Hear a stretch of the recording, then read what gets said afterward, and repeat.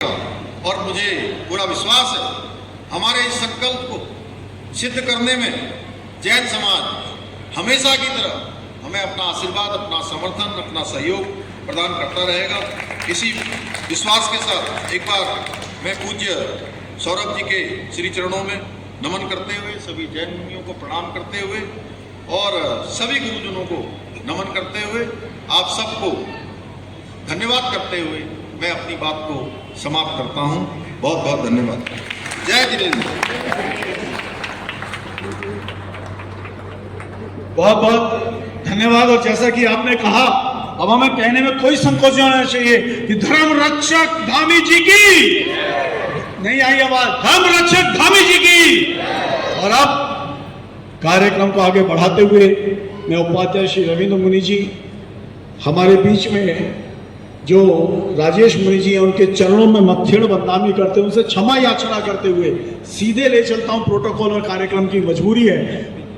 परम आदरणीय परम पूज्य सौरभ सागर जी महाराज की ओर से इस भावना के साथ कि पतझड़ ना रहे तो बसंत चाहिए, कुरीतियों का अब तो हमें अंत चाहिए और तम घन अज्ञानता का हटाना है अगर आचार्य सौरभ सागर जी जैसा संत चाहिए। बोले आचार्य सौरभ सागर जी महाराज की, आचार्य कृष्ण सागर जी महाराज की, जैन धर्म की, अहिंसा धर्म की, मानव धर्म की। और निवेदन करता हूं चरणों में नमोस्तु करते हुए सौरभ सागर जी के कि अपने आशय वचन से हमें लाभान्वित हो। ओम नमः सिद्धेभ्यः, ओम नमः सिद्धेभ्यः, ओम नमः सिद्धेभ्यः।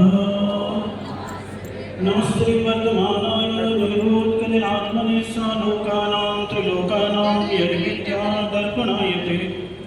मंगलम भगवान वीरो मंगलम गौतमोदनी मंगलम पुष्पदंताख्यो जय धर्मोस्तु मंगलम।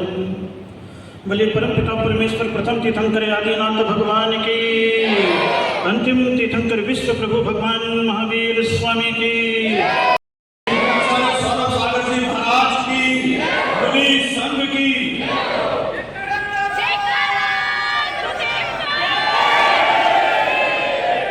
धर्म से लोकात्मा। उत्तराखंड के माननीय मुख्यमंत्री जी ने बहुत सुंदर बात कही। देश की सेवा, राज्य की सेवा, समाज की सेवा राजनेताओं का कर्तव्य होता है। चेतना का जागरण करें।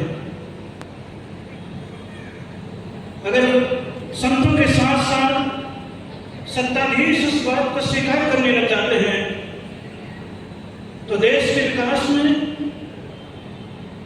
समय से पहले और सोच से बेहतर सुधार स्वयं ही होने लगता है। क्योंकि संतों के पास उपदेश है और सत्ता के पास अधिकार है। जहां संतों के उपदेश और सत्ता का अधिकार समाज पर लागू होने लग जाता है तो देश का विकास स्वाभाविक रूप से होने लग जाता है। इसलिए अतीत की संस्कृतियों को देखने की चेष्टा करेंगे, लेकिन एक विशेषता आपको देखने में आएगी कि देवभूमि उत्तराखंड में